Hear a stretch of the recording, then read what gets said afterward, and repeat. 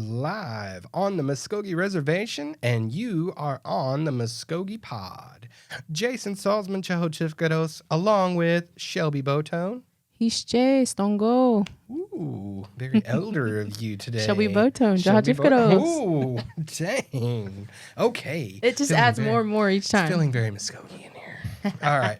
Well, it's great to be back on the Muscogee Pod Conversations from our reservation. And today in the Pod Cave, we got a good one. We're talking about Horseshoe Bend, not only the battle, but the aftermath and everything that's happened since, and that our people are still here, still commemorating that history, still telling that history for the people in that area. And so it's going to be a good one. We got Secretary of Culture and Humanities, RaeLynn Butler, and Deputy Secretary Anthony Beaver, both going to be on with us today. So, man, it's going to be great. So, Shelb, what's been going on? Yeah, just to recap, what we've been dealing with the pollen situation. Is there pollen in the office? Yeah, no doubt. I feel like this whole building, You've been having pollen issues? Yeah. I'm finally over Those it. Dang bees. Thank goodness. Yeah. But yeah, you really have though. Yeah. You've been down and out, and I got my wisdom teeth cut out. I know you had it worse than me, man. I'm sorry. It was the worst. I was like this for like a week. Yeah. And just out of it. Did you have that diaper over your? I did. Yeah. No, I got a fancy one. Like Ashton takes good care of me. Like Yeah. she had like this totally designed for wisdom teeth like recovery, like with ice packs in the cheeks. I mean, it was insane. It was That she got from Amazon. Yes, yeah. It was great. Mm-hmm. The funniest thing ever though was like she's making me this chicken noodle soup, or this double noodle, which is her thing. But like I tried it out this time. Mm-hmm. If you don't know, folks, there's this thing called double noodle, like the Campbell's soup. I was like, I didn't even know it was a thing until she came along. So double noodle, right? Okay. Just got a bunch of noodles in there, and so I come back from the surgery, and that's the first thing I ate. She made me this double noodle, and I'm like, so it wasn't hurting too bad, but like what happened was they numbed the whole like bottom half of my face, and so I couldn't even like feel, like literally you could have like cut me with a knife like all the way, split me open, and I would have felt nut. I mean, it was so numb. So I was trying to eat the noodle, and it was just like hanging off the front of my mouth. And she came in there and was just like, "Oh my God, you look so pathetic and terrible. I'm sorry." And blah blah. I was like, "No, it's all right." Just trying to eat it. It was, man, y'all, it was crazy. Like I came out of that thing, and the surgeon came out and told her I was waking up, and he was like, he needs to stop talking because he's talking a whole bunch and it's not going to be good for him. So I was just talking his ear off, I guess. Imagine really? that. Oh, Yeah. I didn't even think to ask Ashton about the after surgery funnies. Yeah, it was crazy. So, Did she record any? Actually, I was pretty mild. I kind of just sat there. Oh, okay. And I think she recorded some, but I don't know what happened. You're a chill druggie. That might have been lost. I don't know. Yeah. So no, I was cool. Lost. I was chilling. I had like this bunch of gauze in my mouth, but I made it through. Oh, okay. Well, good. Shout out to our wonderful Contract Health and our great Okima Dental, where I go. Want to give them a shout out. They do a great job, and it was wonderful. Got through it okay, and recovery was wonderful, and a little painful, but hey, I put it off for far too long. I was always really scared, and just get them out. That's your moneymaker. Yeah, hey. Ding.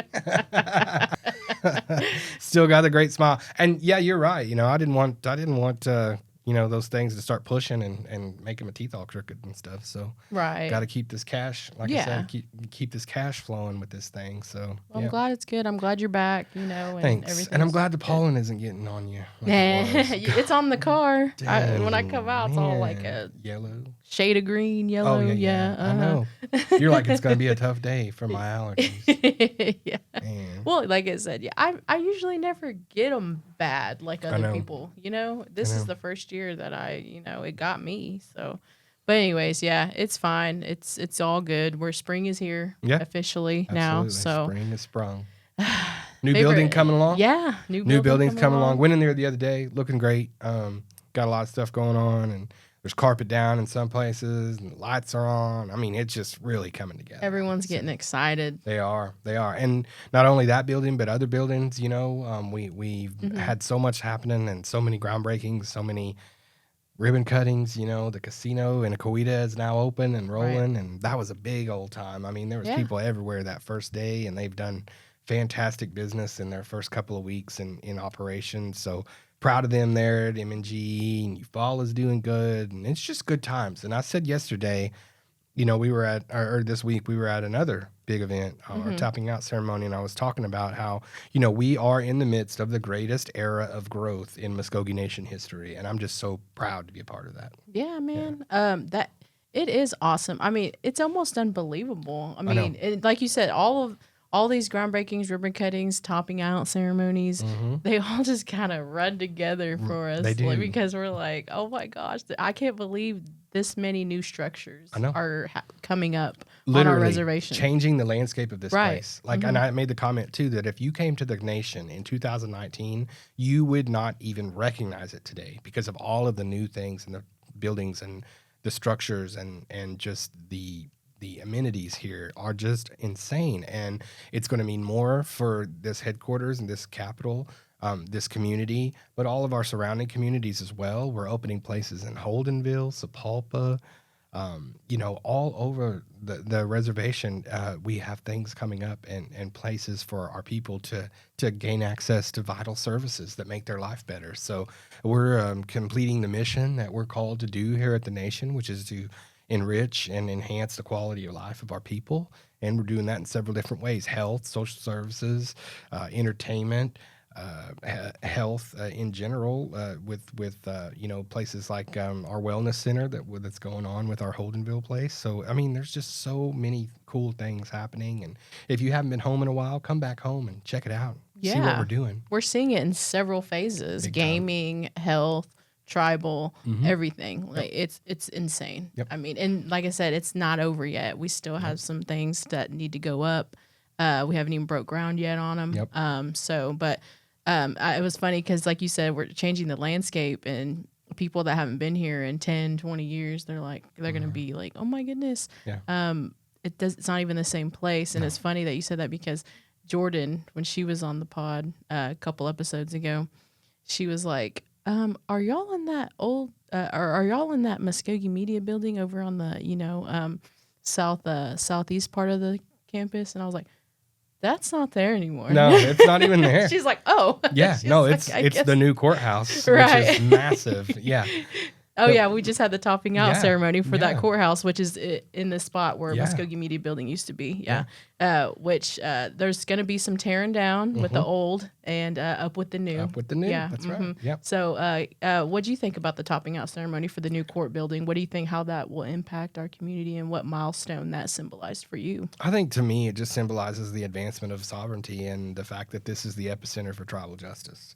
And that, we realize another thing that, Chief said during the ceremony, which I really loved, was that we know there's going to be laws broken. We know there's always going to be criminals. We know there's always, unfortunately, going to be victims of crime. That's the unfortunate reality. It is. But the fact that we are now going to have the capacity and the space and the resources to handle all of that in a place that matches the need and matches the responsibility. For far too long, we haven't had the space, capacity, and resources to match what our responsibility was. We just didn't, because we didn't know that the reservation was going to be affirmed and we were going to have this seismic shift, because the decision could have went one way or another. I always tell people that. I'm like, how did you expect us to build to something where we didn't know what the outcome was going to be? But now that we know the outcome, now we build. And so we're in that era of advancement and building, and to see the courthouse be a part of it is just so awesome. And I know that it means a lot to our surrounding communities and people to see the fact that we're doing this much investment in the right things, in the things that will help us carry out our adjudication and our responsibility to this reservation. So it's wonderful that it's all happening. It's happening now. And, man, kudos to Chief Hill, Sec Chief Beaver, this administration, and this National Council. Man, they are making it happen. I know, right? They really are. Yeah, and like you said, it's a crucial part of our sovereignty.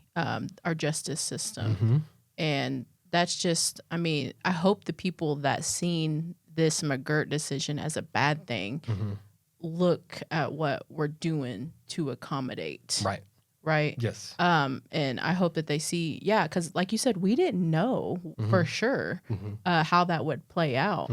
And now that we know, we're catching up. We're exactly. trying to make adequate resources because all those decades we had that part stripped from our sovereignty. And nobody's building this for us. Right. Nobody's giving us a loan. Nobody's just, hey, here's, what you need, so we'll give it to you. No, we're doing this ourselves. We're building, and we're making this priority and commitment to what our tribe will look like for the next 7 generations, which is just insane. So kudos to us and everything that's going on here. And if you're out there listening and watching, just know that Muscogee Nation right now in 2026 is something to be very proud of, and wear it with pride. If you're wearing our Muscogee Pod swag or our Muscogee Nation stuff, wear it with pride. When people talk to you now, I bet you they're talking about all the stuff that they see out there about how we're growing. And right. But with all the negative, comments and things we get, we also get positive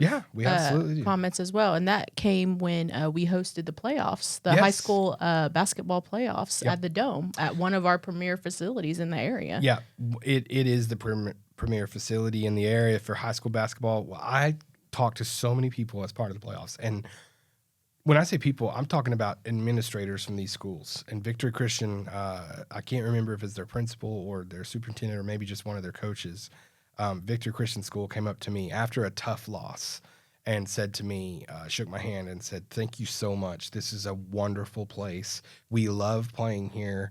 There's no feeling like playing in this building and this atmosphere, and how accommodating and hospitable you all have been this week to us. We want to thank you." And I talked to, that was just one, but that was from a school administrator. I talked to so many fans that said, "We love it here.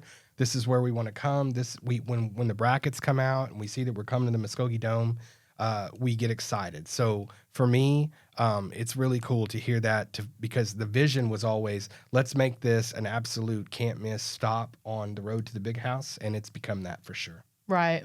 Yeah, and we were proud to host. There were some awesome games, awesome schools. We hosted the Class B and Class 3A area finals, and man, did it get packed. Man, it was packed in there. I know the Sequoia girls versus Keys girls. I don't know that I've ever seen the Dome in that kind of atmosphere. I mean, it was palpable. And like the fact that that's just sort of a rivalry too. And it was such an incredible game. What was it? 3 overtimes? Yeah. 3 overtimes. And it just an tornado warnings going off outside, happening outside of the building, and we're just inside and outside the building. Everybody inside is just going nuts, and now totally, don't know anything about what's going on outside, but in there, the energy was just, I mean, I'd say through the roof, but through the dome. Yeah. So it was amazing. Yeah, it's always great to get to host those, and it's for the community. That's what we love, to be able to provide these things for the community. Because, like I said, it's the best facility in the area. Sure is. That's why they keep coming back. We love being a partner for our communities as one of our tenants, and we say that with everything, for our people, for our communities, and for our future. And that's a big part of it. And so, it was great having that. There was something I wanted to mention. You mentioned the Coweta Casino open, which has been widely received well. Yes. Which is great. So, but I wanted to read something that someone put online about the casino, that I guess they work there now after working at River Spirit. But this person said, "I've been waiting to share this until I knew for sure, but I'm super excited to say I got hired at the new casino opening in Coweta.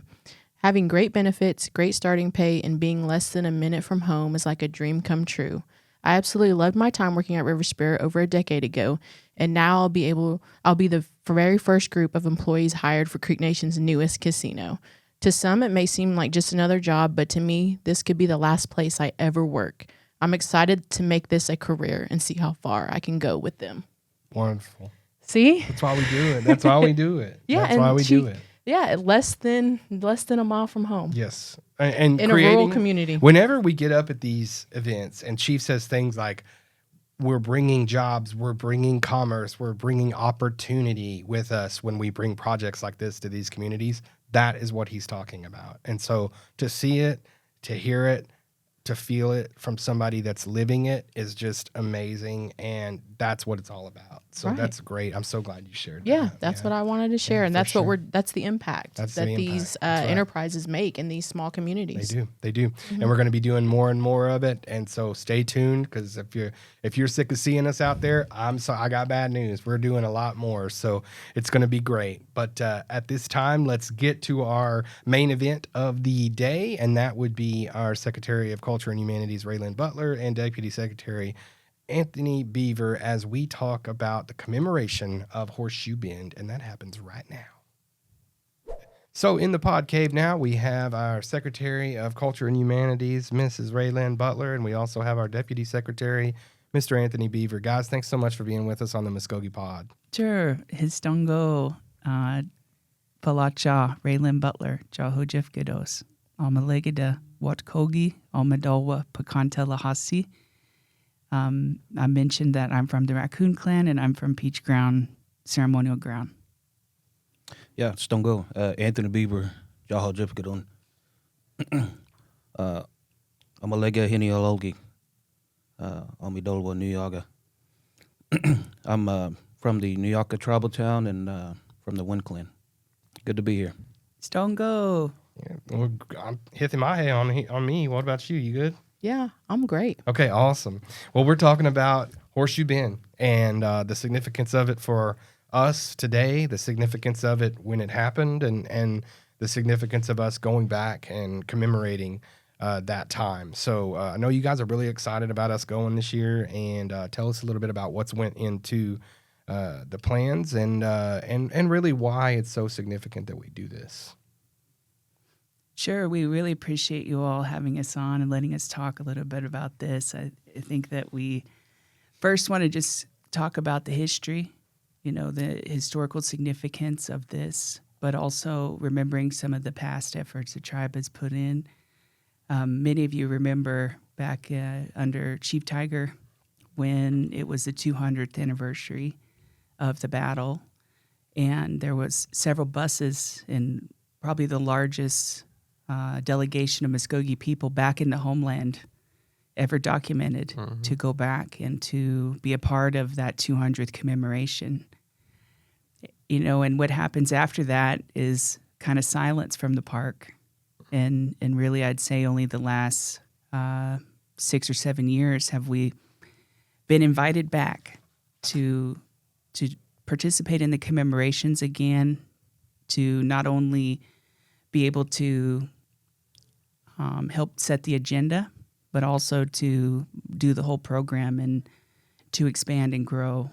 And I'm really grateful that Deputy Secretary Anthony Beaver, who is from Niaga tribal town, take a real big leadership role in determining what does it look like from Muscogee Nation side and from tribal town perspective, ceremonial ground perspective, to honor those fallen warriors, women and children who died on that day. And what can we do as a nation to not celebrate? It's never to celebrate. This is a very somber occasion and event. But, and we've really kind of changed it up over the years. And so we're excited to bring another large delegation out to Horseshoe Bend. And I'll let Anthony talk a little bit more about the planning and things we have going on. Awesome. I didn't know. Do we want to do a background of Horseshoe Bend? If anyone, yeah, I think so. I'm glad that RaeLynn talked about the distinction between celebration and commemoration.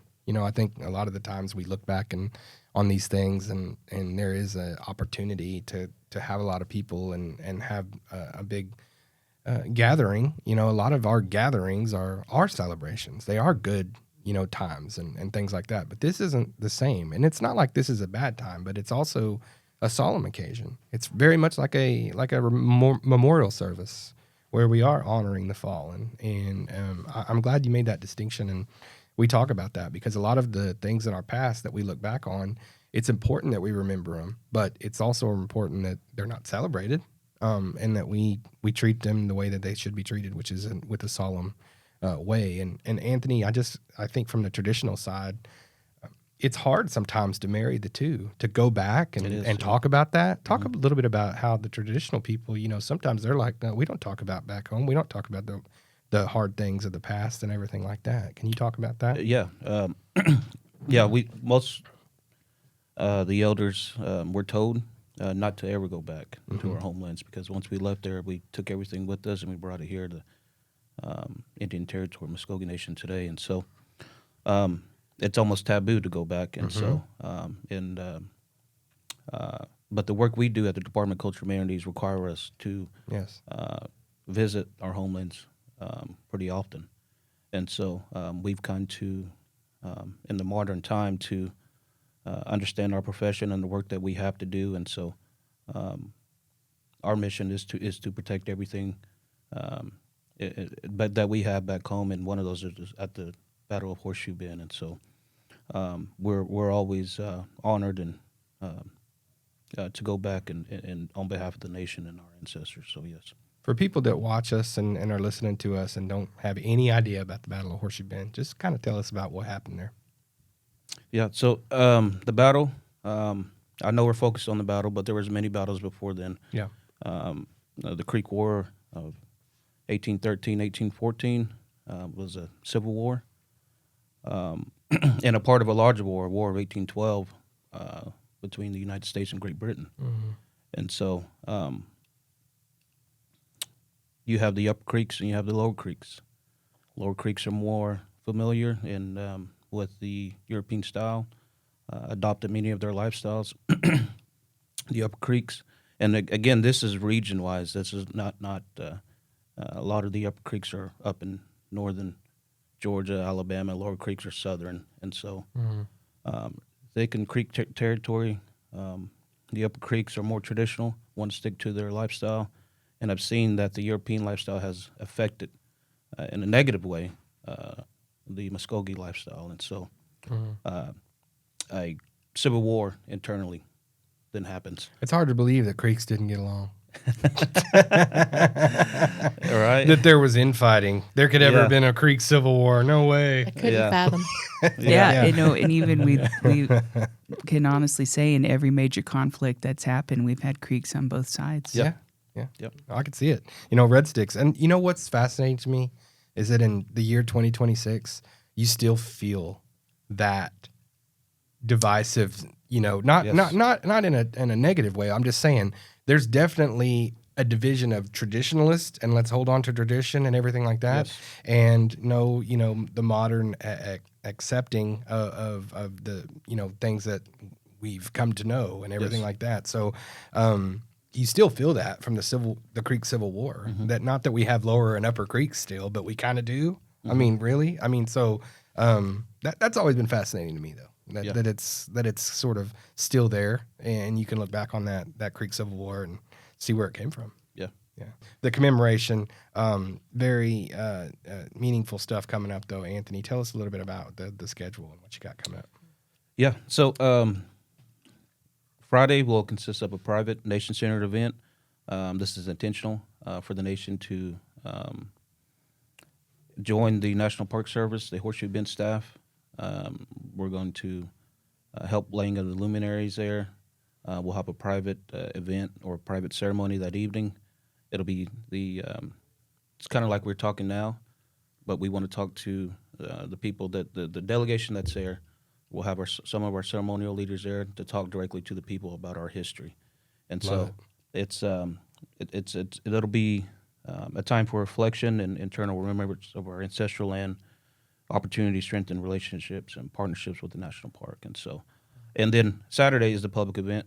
As you guys mentioned, it will be live. So all those listening, I don't know if this will go out before then or not. Yeah, absolutely. Yeah. But please join us live. This will be the first time it's been live, awesome. And so. Shout out to on Facebook or YouTube. I was thinking both. I don't know. Okay. We can do both. Yeah. Okay. We'll do both live on YouTube and Facebook. Okay. The folks are getting a rare look at how this happens right now in Yeah. real time. Yeah, We're yeah, making stuff happen. I love it. Oh, but yeah, go ahead. No, I was gonna say Bobby Howard. He's Yeah. dead set on hey, this has to be perfect. This has never been done before, and we're gonna get it right. And so we look forward to it. And he has equipment to help Oh, us, yeah. state Yeah, of the art, absolutely. to make Yeah. sure we're going to be able to broadcast in Hey, rural Alabama. That's Yeah. amazing. Yep. That's amazing. Yeah, we're literally taking service to that area Yes. just to make sure that this can be seen by anybody that wants to see it That's right. anywhere in the world. So we've got creeks all over. I mean, Yeah. guys, me and you two just got back from Scotland and England, and there Yep. were so many people talking about creeks being over there, and we were like, what? in the 1700s, all we could talk about was, all of them going over there in that time. But there's creeks everywhere, and they'll be able to see this, and that's awesome. That was really your brainchild, Anthony, wanting to bring that forward, and so thank you for that. And RaeLynn, I don't know if you would speak to this, but like when you were talking earlier about how like the park just kind of went dead silent for a while, why do you think that happened? I think that there's been a lot of changes in the administration. Mm-hmm. Superintendents, they come and go or get put on travel or extended leave details. And so there's just been several different changes at the park. And they do have a new superintendent that's there, very supportive. Mm-hmm. Also want to give a shout out to Matthew Gray Robinson, who is the tribal liaison at the park. He's been there for quite some time. He's helped work on the museum exhibits that are there. And he is a great representative and really committed to knowing the tribe's history. One of the aspects of the private event Friday is so that the nation can get a tour from Matt to explain the history and hear the history firsthand, without worry of public and other people, interfering. And so to get that private tour, that's not everyone gets that, but that shows the respect and honor that the park has for the nation coming and wanting them to learn and hear the history. See things, being able to spend some time, because it's a heavy time for many. It's very emotional, and people have different experiences. You just don't know how you're going to feel till you get there. Yeah. To see the battlefield, to know that over 800 Muscogee died that day, men, women, children, elders, and to know what they were fighting for. I think we were at war with the United States. Everyone knows about Andrew Jackson. At this time, he was just a general. Mm-hmm. But his mission was to come through and to burn down every tribal town. And he did. And so to know that the 6 Idowa, the towns that were there preparing to go to war, it's just so much emotion to go through. And that's one of the aspects of ensuring that we invite those 6 tribal towns or descendants, leadership from those communities, to be able to come out and be a part of the commemoration and telling the history. Mm-hmm. For a long time, the exhibits in the park was really centered on the history of Andrew Jackson. I remember visiting the park one time. Fort Benning is in Columbus, Georgia. The military installations is just about an hour away from the park. And I've seen buses and buses of these Fort Benning soldiers training, walking through. And I thought, wow, they came to learn about Creek history. Mm-hmm. I felt proud. Yes. But then I realized, no, they came to study Andrew Jackson's tactics in war and the strategies that he used to win here. Mm-hmm. And that it's a military park. Mm-hmm. Yep. And that our history isn't well told here. The books that have been written about this place are one-sided. Yeah. They don't include our perspective of what happened to our people. And that's why it's so important for us to be going down there to tell our history, to share what we want to share, and to honor our ancestors in a respectful way. Yeah.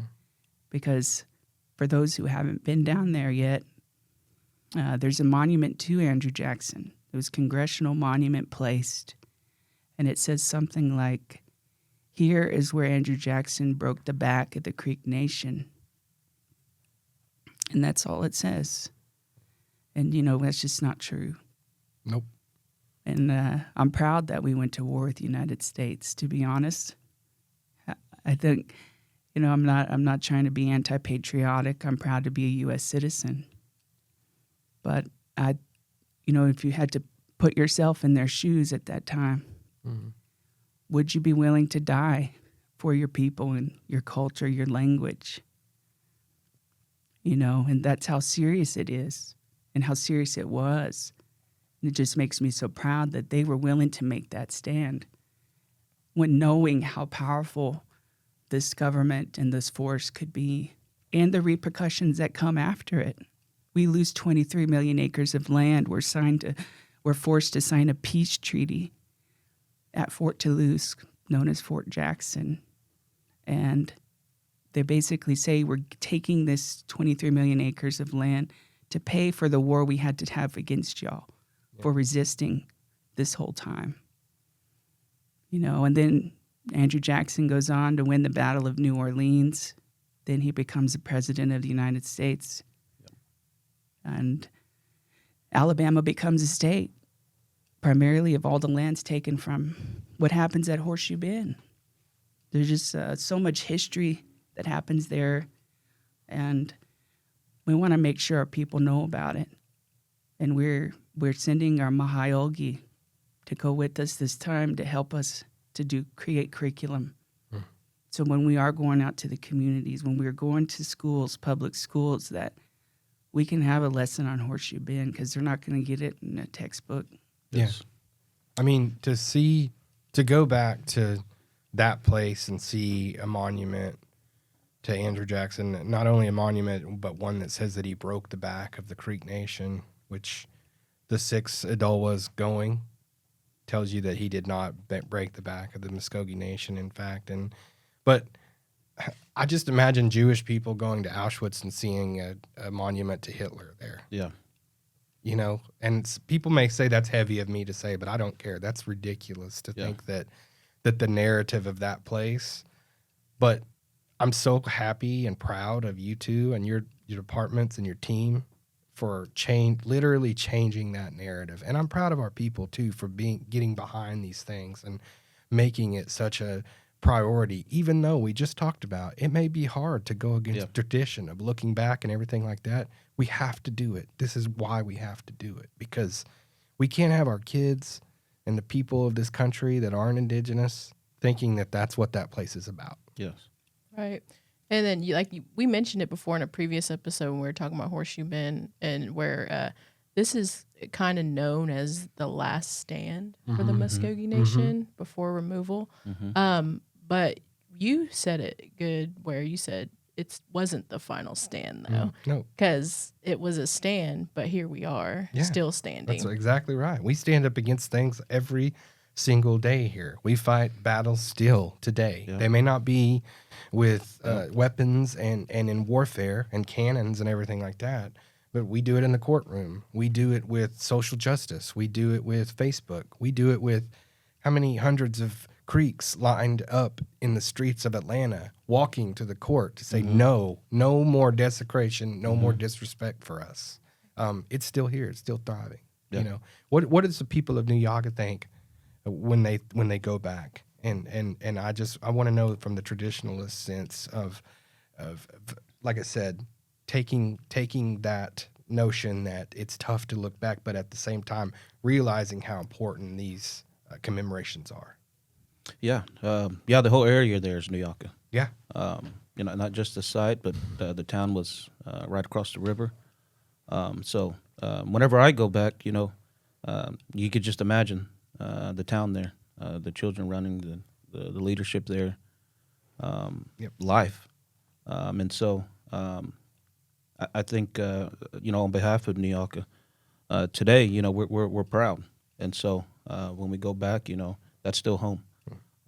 Even though the home has stretched over here, this will always be our home now. But when we go back, we think about life then and what could have been. But it's always an honor on our behalf to be there and to represent New Yaga Tribal Town.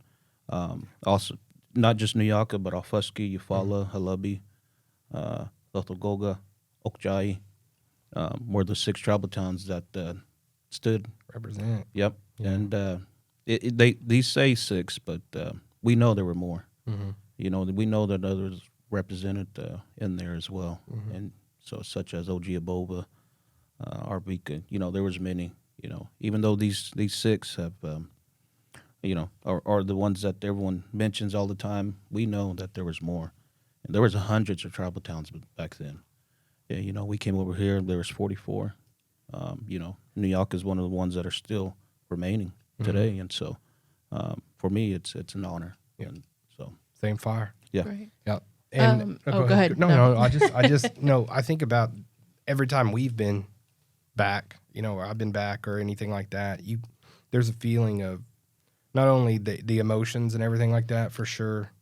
Dang it, RaeLynn got me emotional in here today. But not only that, but you feel like our ancestors are so proud. Yeah. Like that we're there. Like, you know what I mean?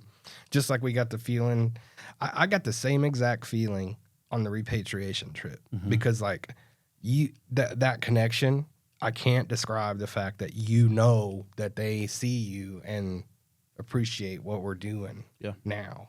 You just feel it. Can't describe it. But whenever like you see the pictures from the commemorations or whatever, and we light the lanterns and place it out there to represent all of the lives lost. It gives you a visual of just how solemn that time is and everything like that. And that's on Friday, right? Right. The luminaries. That's for just you've done that before, right, yeah, Shelby? that's what I was saying. Like Friday is more so, like you said, for the Muscogee delegation that goes, and because of that, it's very emotional day. Yeah. Can y'all just tell me personally how y'all feel when y'all go back and experience that emotion, the emotions you experience? Yeah, when specifically you go back? the Friday when it's just for Muscogees. Yeah. Well, let me take you back. I was a part of that delegation that went in 2014. I was working for the Citizenship Department then, and we went out there, and the liaison now, Matt, he said, "Hey, was you here in 2014?" I said, "Yeah." He said, "There's a picture of you in that group, and they have it in their hall." And I totally forgot we even took that picture. So I've been a part of this. Yeah. But even outside, RaeLynn would invite me on behalf of New York to represent as a representative of New York, and before coming on over to the Department of Culture and Humanities. And so I'm very familiar with this commemoration. And so, it is. You feel them there. You feel your ancestors there. You think about the past. You think about today. It all comes in full circle. Standing up and talking, especially in front of everyone, will get you. Everyone's looking at you, trying to figure out what are the right words to say. Sometimes you don't have them. Sometimes you do. But the important thing is that you're present, that you're there, and so that's my version. And my feelings when I go there is, it's all a mixed emotions, and so since 2014, I haven't made it every year, but I have a lot of years under my belt being there, and so very familiar. And again, shout out to Matt Gray. They have this is their event, but they have more or less just turned it over to us. Please tell us, teach us. Right. And so we are very appreciative that we get to have a small part in the agenda, bringing the delegation down, the speakers that we'd want to have speak, and this year will even more. Each year has its own special time, and so when I'm there, I'm thinking about all the other ones. I want them to experience this. I want them to know about this, and so we wanted to make sure this year those aren't able to make it. You can join us online. We want you to experience this. You should. You need to experience this. And so, we look forward to it, and a lot of planning behind it. I don't know how many times the agenda has already changed, and so, but we're rolling with it, and we look forward to it. And RaeLynn, what do you think? I wanted to share one experience I had there. We actually got to visit Nuyaka, and to hear our language spoke there on that land by Galen Cloud, Representative Cloud. And it was very moving because the way he was talking was like he was giving a speech you hear at the grounds. And I could understand a little bit what he was saying. He mentioned Peach Ground, and he mentioned each of our towns, and he was telling them, we got representation from these tribal towns here, talking to the ancestors. And he was getting emotional, and it made me emotional because, the way he described it was, you when you give speeches at the ground, you are talking to the ancestors, but you're thinking about them being in homelands. Mm-hmm. But then you're here and right where they're at. And so they were right there. And it just was so emotional because that could have been the first time they heard the Muscogee language since that battle. Mm. And he said, what y'all couldn't see was they were all there listening and watching us. They were all there. Some people have a gift who can see stuff like that. Some people can smell the medicines that were there. Some people who have been on this trip, who went back in 2014, talk about seeing people showing up in their pictures who weren't really there, showing people dressed old-style clothing, hearing people singing, just kind of unexplained things that have happened. But to me, that was so powerful of a moment and honored that he would even think about mentioning that all these tribal towns were there to show respect. And I think that it was just, I'll never forget that time there and that experience and how moving that was. And so outside of that, though, I just want to share, we have tried different things in the past to honor. One example is we've presented a wreath at the battlefield barricade wall site last few years. And really that came of, I was talking to Jerry Weisner, and they had recently went to D.C. and presented a wreath at the Tomb of the Unknown Soldier in Washington, D.C. Yeah. And she mentioned, maybe a wreath like that, because unfortunately we don't know the names of those 800 who died at this battle. And it would be like an unknown tomb, unknown soldier. And that's the way they honor it in D.C. Yeah. So could we do a wreath to place? That wreath would have eagle feathers. We had last year eagle feathers for each Idola. Design, colors, make sure to honor the red sticks. This year we're going to change it up a little bit. You want to talk about that, Anthony? Yeah. Yeah. Right now. Exclusive. Yeah. As planning in the beginning stages of planning for this year, we were talking about the flag. Always do the raising of the flag and the wreath, and just to get back to our own identity, we said we wanted to do something different, and the idea came from a New York representative, Mr. Bondier, who said, "Well, let's do the Gonies. Let's post the Gonies like we do at the ground. Mm-hmm. That's our flag." Mm-hmm.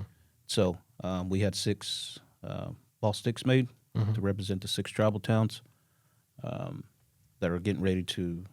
They'll be dressed, getting ready to go to war, so to speak, and we will post them as our flag. And so instead of the wreath, we were going with the Gonies this year, posting of the Goni. This is the same thing we did in the park in Atlanta. That's right. Yeah. Yeah. So and that was awesome. Yeah.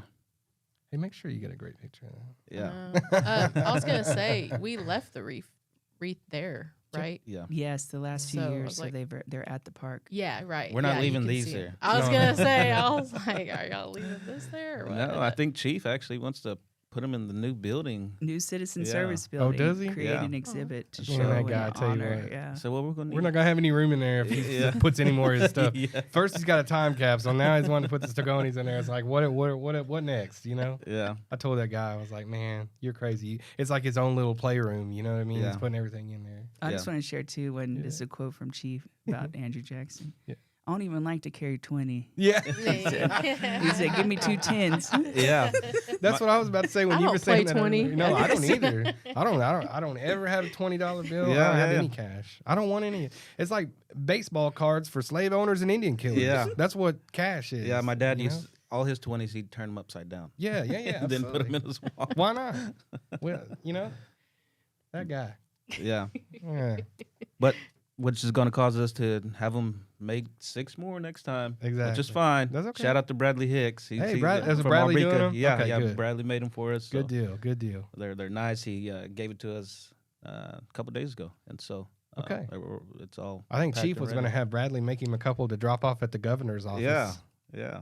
Chief wanted to invite the governor to a friendly game. Yeah. Don't waste those on Yeah, him. no, right? No. We know what kind of game that'll turn. Exactly. The little brother. Well, thank you guys so much for coming in and sharing with us, and thank you for your hearts, your emotions, because we want people to watch this, listen to this, and hear that, and we want them to want to feel what you all have and we all have being back in the homelands, right? Because there is trepidation, there is uncertainty, whatever. Just go, just be there, and have a chance to and go and speak your language, just like RaeLynn said. Speak the language. It's not for you; it's for the ancestors to know. You know, I mean, when we talk about Last Stand, think about those 800 people dying. A lot of them died with the thought of, this dies with me. This language, this culture, this people, we will be no more when we're eradicated. Not true. Yep. Not true. And a lot of them died not knowing that we were going to carry on. So whenever they hear, like you said, Representative Cloud talking directly to them, man, that's powerful. Yeah. So if you're out there and you're listening and you don't know whether you need to go or not, go. And if you have the opportunity and you're free, go and take part in this and be with your family. This nation is all one family. We may not be directly related, but we're all together in this. So let's be together as a family and let's commemorate and remember and, you know, never forget. Just like the Tomb of the Unknown Soldier, just like 9/11. These are things that we think of that we will never forget. Yeah. We are U.S. citizens, yes, like you said, and we do honor that. But we also are a tribal nation that's first, you know, and so we remember that, we care about it, and you know, always make sure that we honor that past. Yep. I was wanting to ask in closing, why do you think it's important that we go back? Because they're going to have this commemoration whether we go or not. And they may have historians telling that history. Yep.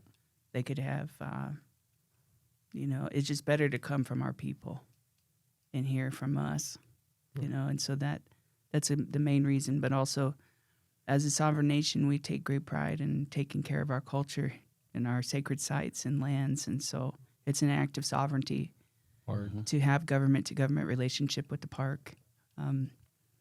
So that's we see it as, and even in the past, we even held national council meeting at the park there in our homelands too. So, you know, expressing our sovereignty, exercising it, I guess, in the fullest for us to come out is, I think that's a great benefit for citizens. I think if you can't make it this time or your family wants to plan to come out, let us know. We'll make sure the park, you know, Matt's ready for you. Yeah.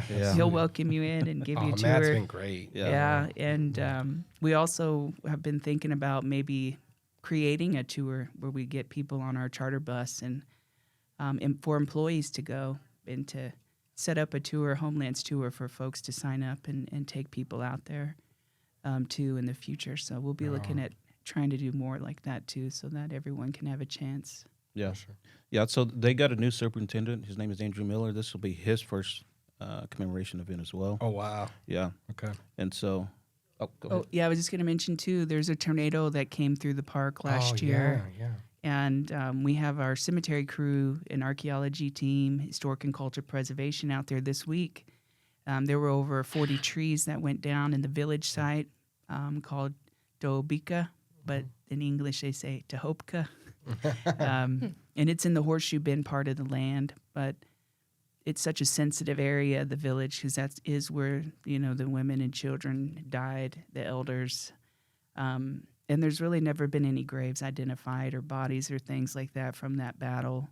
Some think maybe they went in the river, there's really just not known. But to have 40 trees go down in that village, you can't really drag them out or do a traditional type of cleanup. So these guys are down there hand cutting, moving things by hand. And this is our crew. Yeah, our crew. They've been certified in proper training to work and volunteer through the Park Service. So we're very grateful for them for their time out there to help do this special hands-on needed cleanup to take care of such a sensitive, village site. Yeah, I do want to mention, because you talked about modern time of division and why it's important. We have to think about who we are and that what is our identity. Are we a part of this melting pot? I believe we are, but also we have our own language. We have our own clans, our own tribal towns. Each citizen of the Muscogee Nation traces back to those tribal towns, and you have a clan. And so the closer we are to ourselves, the better off we are. And so that's why it's important, is to know who you are. And to one of the best things that I was ever told to me, the only mistake you have is being someone that you're not. And so you have to remember that when we take part in things like this, this is who we are. And we're just doing the best we can on behalf of our tribal towns, our clans, our ancestors. And the Battle of Horseshoe Bend was a major pivotal point in our history, not just ours, but the United States history as well. Because it led on to Andrew Jackson, as the Secretary mentioned, becoming President of the United States, who later then signed the Indian Removal Act of 1830, which led us here. And so, that battle was a major pivotal point. Mr. Bondier said it best: we may have lost that battle, but we won the war. And so, yeah. And so, again, those that are listening, please join us if you can in person. If you can't, this year will be the first time we're going to have it streamed live. Love it. Yeah. Like I said, it's important to tell our history coming from us, the true history, because if not, they'll try to rewrite it their perspective. And we've seen what damage that can do. So we definitely have to, We're undoing all that damage day by day, especially you guys. Thank you guys so much for your work, Mado. And thanks for being here with Preservation us. dogs. Yeah, Preservation. Hey, shout out to the Muscogee Pod, man. Hey, we got you guys some goodies to take with you today. So thanks for being with us, and wear it with pride and tell everybody about the pod. Let's keep a bunch of listeners going and everything like that. So, thanks, guys. Sounds good. Mado. And thank you again to Secretary Butler and Deputy Secretary Beaver for being with us. And man, that's special stuff to hear them talk about their feelings and their heart coming out in some of the comments. It's always great to talk to those two. So eloquently putting, the feeling and the emotion of it. So the 212th commemoration of the Battle of Horseshoe Bend coming up for the very first time ever, live streamed on the Muscogee Nation's Facebook page, and we're excited about that, and going to have a lot of great information up in the coming days and everything like that. But man, Shelby, it's just going to be a great weekend for everybody, and I don't mean that in a way of, oh, this is great. It's one. I just mean like it's going to fill a lot of people's hearts. An important and moving weekend for everyone. Yes, for sure. And like I said, we will live stream the event on Saturday. That's the public event, the public commemoration, where the public will come and hear from our speakers, Muscogee Nation, from the tribal towns, right? Yeah. Yep. That were there, that fought, their ancestors fought during that battle. and then the public gets to hear firsthand of the importance of that history and things like that, which is, I like that because what RaeLynn said was the park kind of, it's a military park. Yeah. So it kind of celebrates, I guess, the victory for the U.S., right? Yeah. And that's what it was geared towards. There's a Andrew Jackson monument on the property, things like that. So that's what it was geared towards more over the decades that the park has been there. But now they are making quite an effort to include us. Flipping that script. In that story. That's right. Yeah. That's right. So that's what we're trying to do, trying to make our presence there and let everyone know, hey, there was two sides to the story.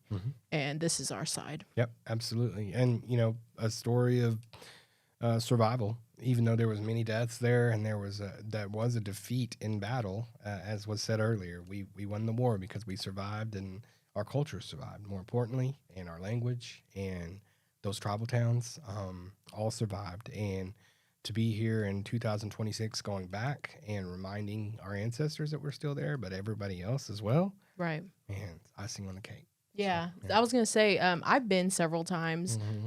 Every time they ask me to go, I can't say no or, because I just feel like it's important and I want to be there to support them and capture that moment. Sure. When people are there and experiencing that as well. And you've been as well. What was your reaction when you went for the first time? Just the same as many others. Just a feeling that you're not alone there, that you have that connection and that history, and you feel it. It's palpable. It's something that you absolutely don't forget. It's very emotional. I go into those things sometimes thinking, it's important for me to be here, and the nation needs to have a presence, stuff like that. But then, like, individually, it really touches you, in a way that, as I described earlier, very similar to being on the trip to repatriate the remains. So, for me, it's something that you can never shake. You always know that that's a part of you and a part of you that should live on because of the perseverance and what they were willing to. I think what really touched me, what RaeLynn was talking about earlier, was that, would you die for the things that they died for? You ask people now and all the comforts of modern life, what are you willing to give up? What are you willing to sacrifice? They sacrificed everything, and they knew what they were dying for. So the least we could do is go back there and commemorate. Right. Yeah. That's what I felt when I go back, or anytime we go back to the homelands. To me, it's just me letting them know that we haven't forgotten them. Right. That we go back and visit them, so to speak, and let them know that, hey, we're still here, we're still going, we're still fighting that battle that y'all fought all still those indigenous. Years ago. Yeah. Right. So, and that's great. So you'll be there Thursday, and then Friday is the Creek only. The Muscogee delegation. Friday, all day, they have a tour planned for us, and later that evening on Friday, the 27th, March 27th, we're gonna lay some luminaries, 800 luminaries on the battlefield, commemorating the 800 that lost their lives that day, men, women, and children. And that's when it gets real, But the ceremony itself is quite beautiful and touching tribute. Like I said, the luminaries light up. We lay them out, and then at dusk we go out there, say a few words. I think the Mikos get up and talk, or whoever wants to talk and share their thoughts and their emotions and things like that. So, and then the back where it is we're on a hill, and then the battlefield's down. So when our speakers are speaking during that ceremony, you can just see all of the luminaries lit up behind them on the battlefield. So it's very, like I said, beautiful, but also a somber time.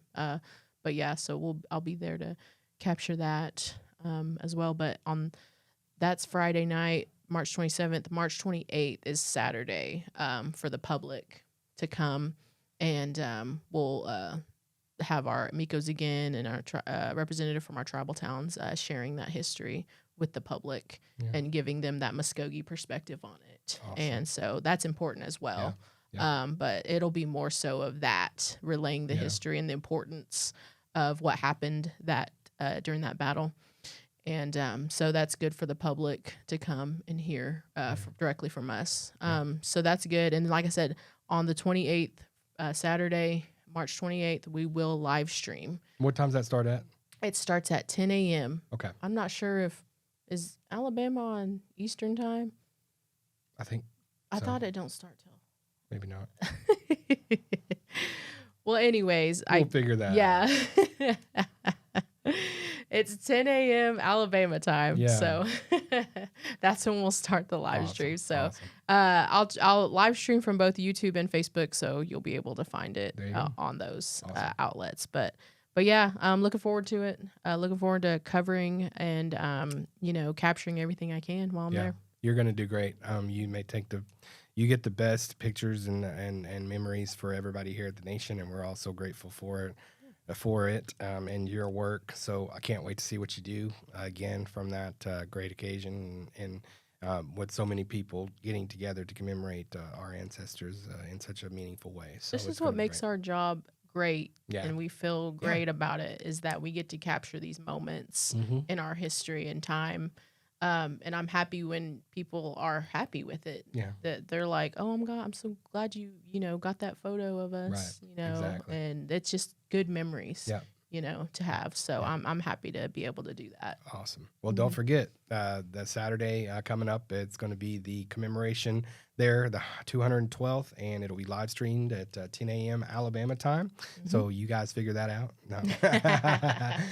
And we'll be there from Muscogee Nation Communications. Shelby will have it rolling, and also I think Mark's going with you as well. Yeah. So we're going to have a great team there, and we're going to have a lot of people there. So it's going to be wonderful, and looking forward to it. Shelby, you got anything else before we get out of here? Not much. I mean, I just want to let everyone know to register to vote. We got a special election coming up, May 30th. So, go to the election boards page on our website and look at all the deadlines to get registered for that, to be able to vote in that election, May 30th special election. Yeah. So I want to get the word out to get everyone to get registered now so that you can vote. And that's another way of asserting our sovereignty. Thank you. Is participating in our elections. Please. So please do that. Yes. Next, we got our Living Legends nominations are now being accepted. So if you have someone who's a Muscogee citizen that you believe deserves to be recognized as one of our living legends, go ahead and submit nominations. Call that number, email to get the information for that and get the forms for that, or go to our website and you can find those as well.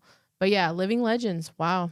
I just want to let everybody know I'm too young to be nominated. So while I am flattered by the considerations, no nominations of me. I'm not there yet. So. That's why my nominations for you keep getting denied. You haven't hit that threshold yet, have you? He doesn't qualify.